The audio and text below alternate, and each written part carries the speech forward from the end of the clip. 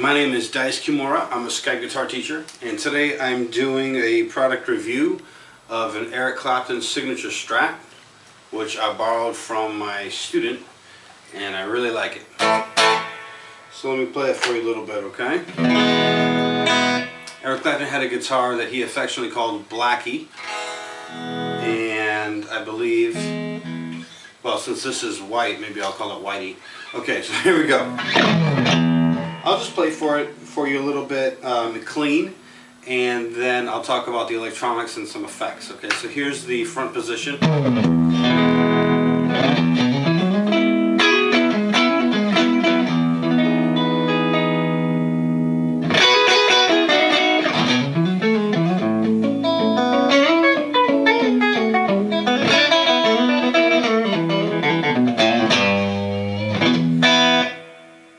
Lots and lots of spank on this guitar.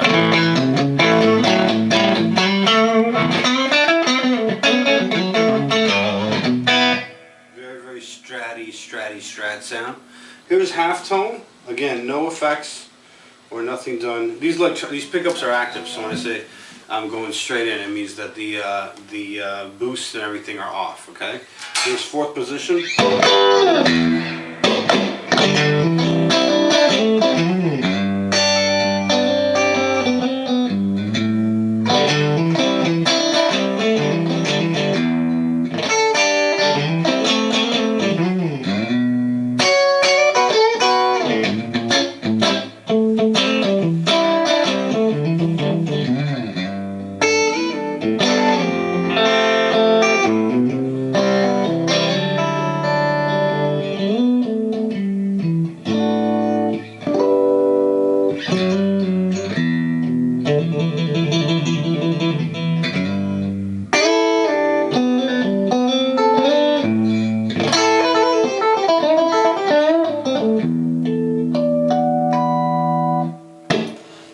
Amazing. Big low end, sparkling highs, and it's got the coolest thing I like about this guitar is it's got all the raunchy mids you can handle. I'll show you once I get into the electronics, but first let me just go through the positions. Here's the middle pickup alone, clean.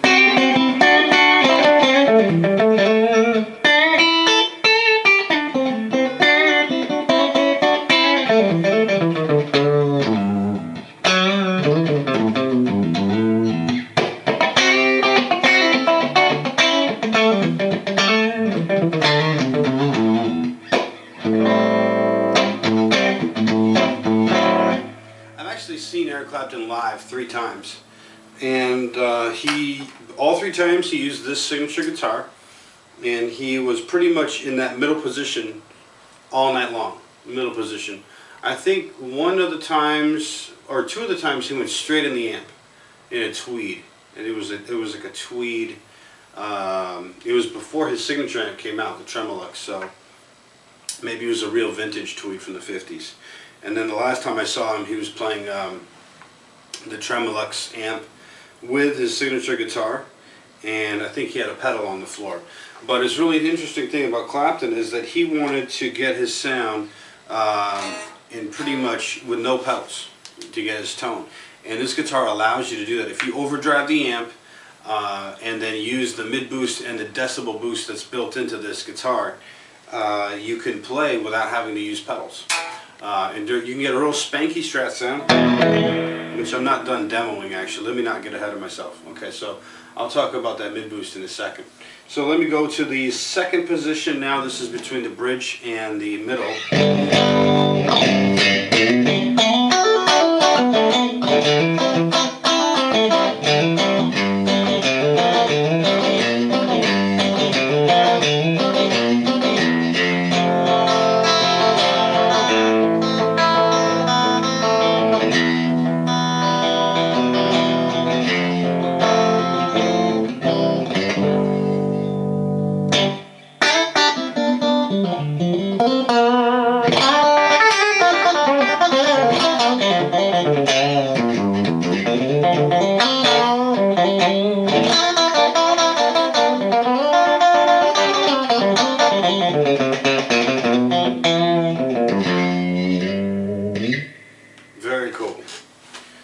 in the higher register.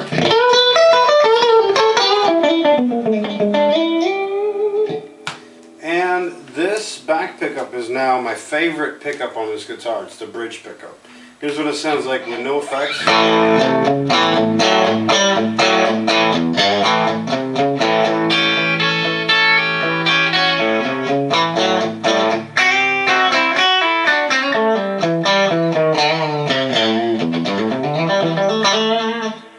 Alright, very stratty and straightforward, okay? But why is this bridge pickup my favorite pickup? Because you can get that smoking hot bridge sound. If you use a little bit of gain, I'm going to turn on the tube screamer. This is a hand-wired Ebenezer tube screamer into my Fender amp. All of a sudden, let me slow down actually. Let me just, without putting the effects on, I'm still going to be clean. I'm going to show you, got this mid boost. Watch this. I put the mid boost up and the volume up. Here's without the mid boost. Here's with the mid boost.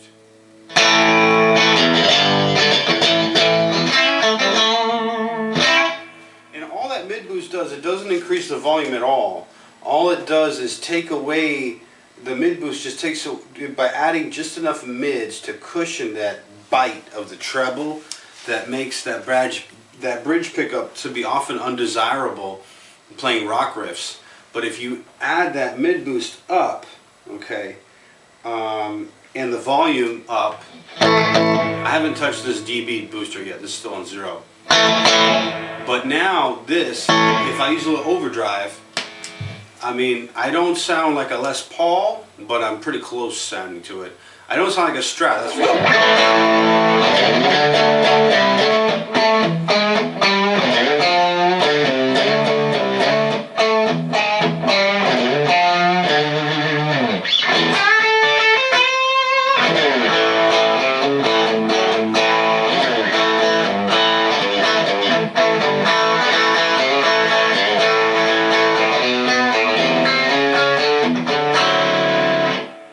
Real raunchy, and it pierces.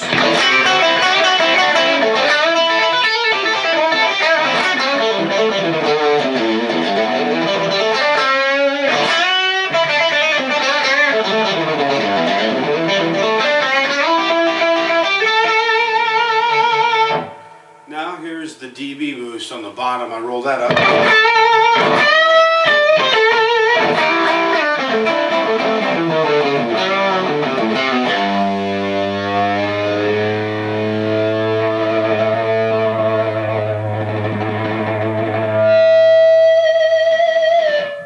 Notice I'm getting feedback at very, very low volume levels. I'm very, very low volume because whatever volume I'm playing at is compatible with the voice that I'm talking, and I can get feedback, which means it helps me control the amp live tremendously.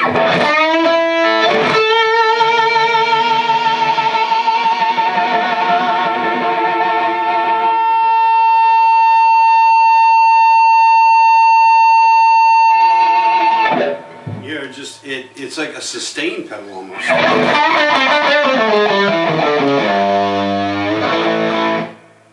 It sounds kind of like, one of my students described it as it sounds like a Porsche. I use this guitar live. I used it when I played in church last Sunday, and I felt like I was driving a sports car. Because, you know, when you're in a sports car and you're in this lane, and you think to yourself, man, I really want to be in that lane, you know, 3 car lengths ahead, and I want to do it in like 1 second or a second and a half, and you just punch it, and it goes exactly where you want to be in traffic, you know. This guitar, I felt like that with the active pickups, with the decibel boost, and be able to change the mid-range on top of switching the pickups. I was able to go anywhere I want to be in the song. I was able to go anywhere in the mix that I wanted to be. If I want to get brighter, if I want to get brighter, if I want to get more powerful, if I want to get raunchier mids, if I want to get just a traditional Strat tone, I mean, if I wanted a nice half tone, if I wanted a Straty tone, but to balance out some of the bite.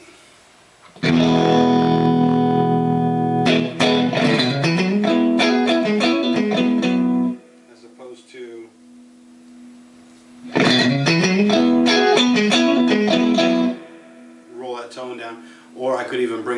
mids.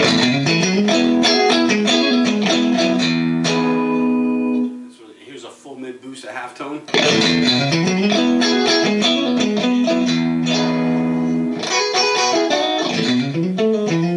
No, it was amazing. That's how I felt live. I could use it for however I wanted to use it, which is pretty great.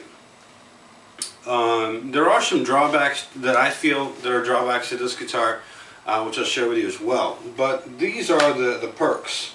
Get just a massive tone.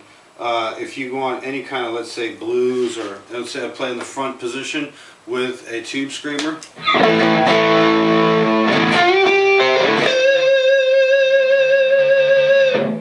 I'm going to roll up the decibel boost and the mids on the front position.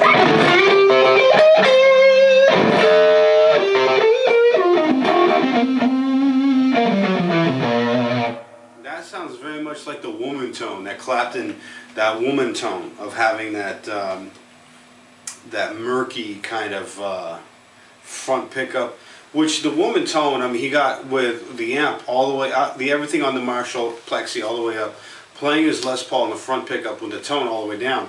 But he kind of figured out a way of getting a nice woman tone out of his Strat now. You know, he's got these. If I put these all the way up, I just put everything all the way up with a boost pedal. All of a sudden I got the woman tone. At least I feel like it.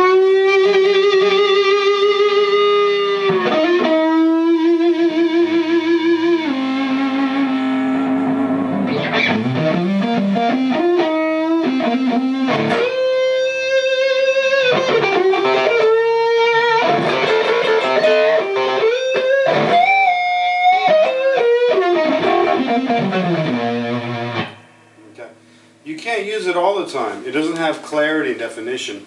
But the cool thing is you don't have to turn everything all the way up. You could just use just a little bit.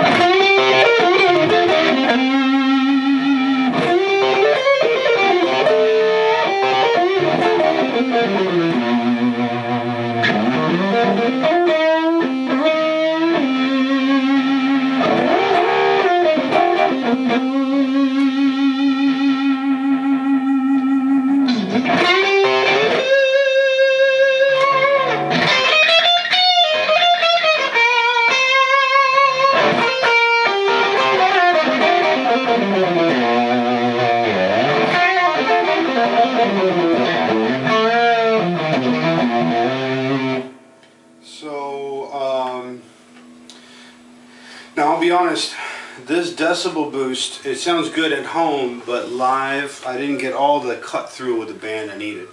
So, but this mid boost is so awesome. Mid boost with the rear pickup all the way up with the tube screamer.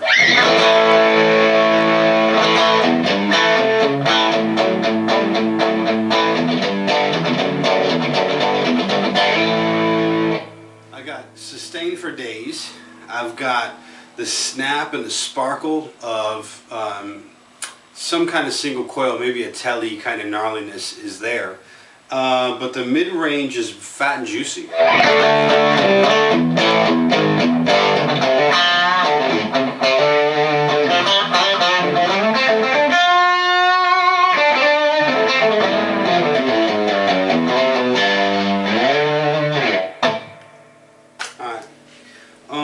Let me talk about some of the drawbacks of this guitar. The biggest thing that I sense from it is, I hate to say anything bad about this guitar because I absolutely love Eric Clapton, forget about it. But I will say, compared to other Strats that I own and other Strats that I've played, it seems to be a bit sterile, is the word I'll use. Even though it performs like a sports car, it's not a 66 Impala, you know what I mean? It doesn't have that throaty, I mean, it's very efficient, you know. If you want a BMW, get a BMW, you know, but it's not going to have the character of a 65 Mustang, you know what I mean? So it's not, I mean, I'm kind of torn right now. Should I get the Eric Clapton Strat, or should I get something that's like a Nas vintage, or a custom shop reissue, 56 reissue, 57 reissue? And I'm kind of torn right now. You know, it's funny, right now at the time of me doing this video, there's a white, I like the white ones by the way, there's a white Eric Clapton Strat on eBay, used for $949, and the auction ends in about 2.5 hours. And I have that much money in my account. I could, in theory, buy it right now with a click of a button. And it's only, after watching on eBay for over a year, it's the only second time I've seen a white used Eric Clapton Strat go on sale on the market on eBay. So they're hard to come by. There's plenty of black ones, but I wanted a white one. But I'm just torn right now. I borrowed this guitar from my student, and I've been playing it all week. I've been warming up to it. Another thing that was at first a serious drawback was the action and the frets. But I will say that I've gotten used to it. But the V-neck, if you're used to playing a C-neck or a D-neck, which most of my guitars are C's and D's, the V-neck, it uses like muscles and tendons in your hand that you never have to use unless you're playing a V-neck. And so at first I was going through excruciating pain, like just my hand was just cramping up like crazy, and I couldn't believe like how quickly my hand got tired. But I've been playing it all week deliberately, and I've learned not to judge a guitar too soon, because a lot of it has to do with your own personal preferences. To really play it enough to really get into it, which I have. And I feel like now I can play it pretty well, and it's almost like it doesn't bother me.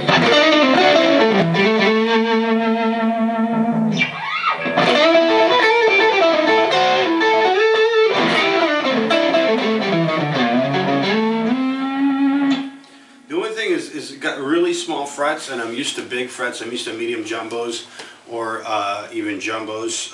Usually if I get a request, if I'm able to make a request for frets to my luthier, I'll ask for 6100 or 6105 Dunlops.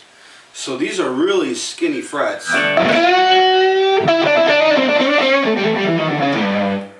And so doing 1.5 step choking is pretty difficult. It's not that, I'm getting used to it though. I don't want you to think if you're watching this video that it's going to be like that for you. It may not be the case. For me, I'm just getting used to it. Watch, I'll do a little 1.5 step choke.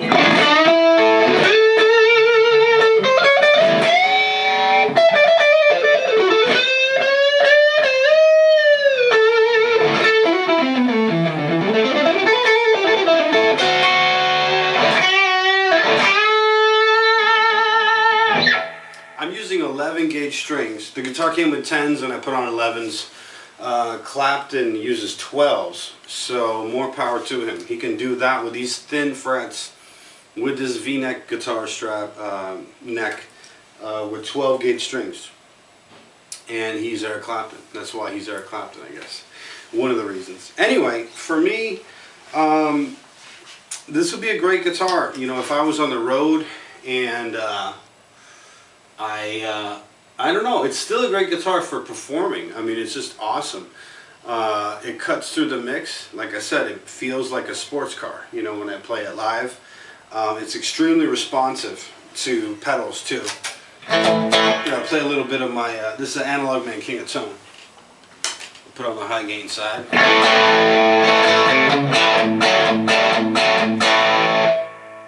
That's the bridge pickup with none of the effects turned on the guitar.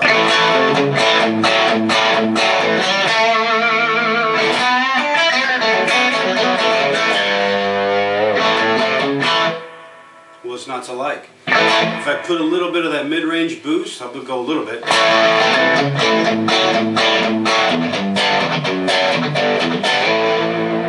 mean, that sounds huge to get that out of a Strat.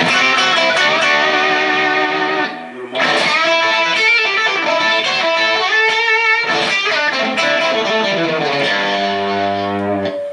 I'll put a little bit, I'll put the other side of my King of Tone pedal on.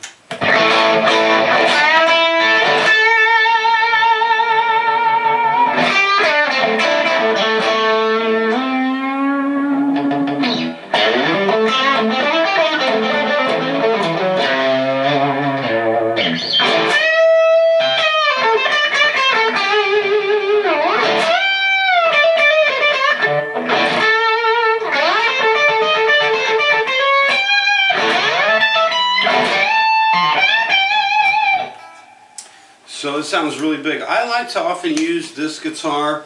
I'm finding when I'm playing at home or just teaching guitar in my house, I'll use the King of Tone on the clean side. This is not a commercial for the King of Tone, by the way, but I just use it a lot.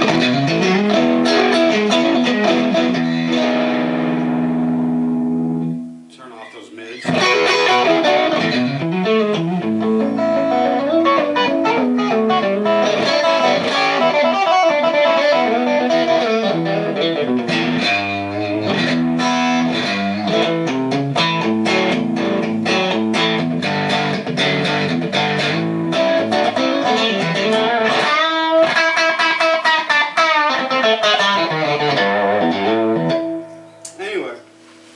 This is it. A couple of cool features. I mean, in case you didn't know, this takes a battery on the inside, so there's a battery back here. You got to keep the back plate on this guitar, and when you're done playing it, you got to unplug it, or else it'll drain your battery. You wake up in the morning, your battery's drained. There is a block of wood that stops the tremolo. So if you want to start using the tremolo, you just got to take the block of wood off. Clapton doesn't use it live, the tremolo, and when I was a kid I used to use a lot of really aggressive tremolo, dive bar, Jimi Hendrix style, Stevie Ray Vaughan stuff, but as I matured I stopped doing it because I started playing with less distortion, and it would knock my strings way out of tune, and it would actually tax the life of my strings. So I noticed Clapton doesn't use a tremolo either, and that's fine. If you want to get the most sound and sustain and the biggest lows, the snappiest highs, the nicest mids out of your guitar, put all 5 springs on the back. That just gives you a big block of metal in the back, and your vibration, your resonance transfers smoothly from the guitar into the wood and into the bridge, and I found that to be the best tone. You know, and I know that Clapton plays with 5 springs on the back.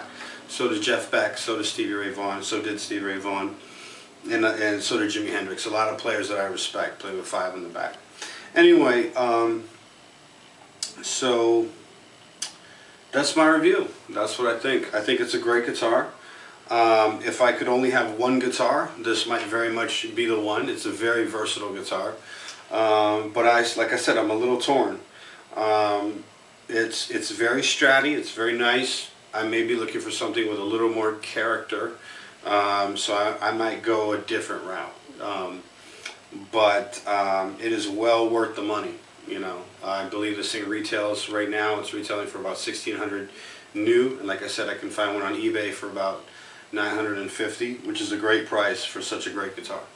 So that's my product review. If you liked it, please click like or leave a comment. I would love to hear from you. And I'll see you guys at the next video. Thank you so much. Bye-bye.